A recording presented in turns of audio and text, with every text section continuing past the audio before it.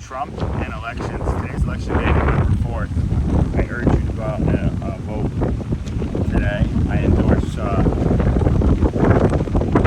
put on my Instagram, follow me at Jeff Tampers. I endorse later on. We're going to start endorsing candidates, pushing godly leaders in America. God family focus ever since Charlie Kirk passed away. You've seen a generation of me resharing probably his content, reacting to his content. This is not letting his mission die. I'm going to be starting at November 6th. You Don't Give Up in America. You guys will see more of that. And one of our other votes about going back in YouTube. We're actually watching the videos that work well. And anything with Trump in the title probably will work well. Mark Zuckerberg got really, he censored everything, right? They're not censoring stuff as much right now, although they are censoring some stuff with Charlie Kirk, which is alarming. However, they're censoring they used to censor, some of Trump stuff, and the Democrats. I still remember watching on a HBO special where they subpoenaed Mark Zuckerberg. He's like, well, Trump's content just does better, and obviously Trump went to sue him. He apologized, and now Trump's back on all the social media platforms. Trump, I reacted to a video about Trump bombing things in Venezuela. Very similar to what happened in Cuba is about to happen in Venezuela, where America first is now doing its right to get on other countries. We're almost like what America has become is like where we are the rule of law. There's something with the Christians in Nigeria, which I posted about a long time ago. I shared something. People are like, man, we're glad you heard about this. Trump picked it up. PBD picked it up on the PBD podcast.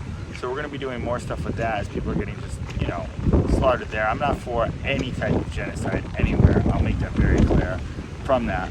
War, there's no rules. I never got in war how people would be like, well, it's the rule of war and decent war. I'm like, yeah, but it's like you're fighting with the enemy, and it's really godly and ungodly in such time as this.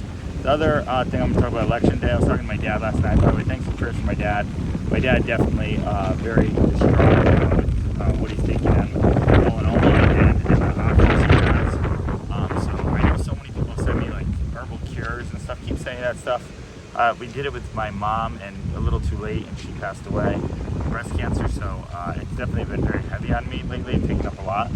If I get more sales that are pitchy, it's just because I want to retire my dad, get back, or maybe I'll even get him here and take care of him. He'll have the surgery that he needs here to have. But election days today, they make it so hard when it's not the presidential election to know who to vote for.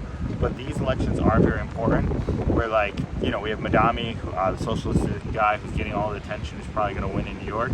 Hopefully Cuomo or maybe Silva wins. And then we also get, there's a girl down here in Miami Beach that we're going to go vote for later on today. As we train a sales person today, another person hopefully will be the missing piece for the multifamily finance insider that I own. It's how to buy these big apartment buildings with no money down, which is I did with a 4-unit, and then we're going to be doing something else later on. So I want to hear your comments about Trump and election day. Did you vote? What's your take about Trump bombing Venezuela boats and stuff for drugs and everything like that? So I want to hear your take on all of that. I know a lot of people have a lot of feelings about that, so I'm going to be more vocal as I do. If the Lord calls me to run for office or run for do a run, we'll do it as well. You don't stand for anything, you fall for nothing. Always stand against evil and what's not right. And there's a lot of things that I see that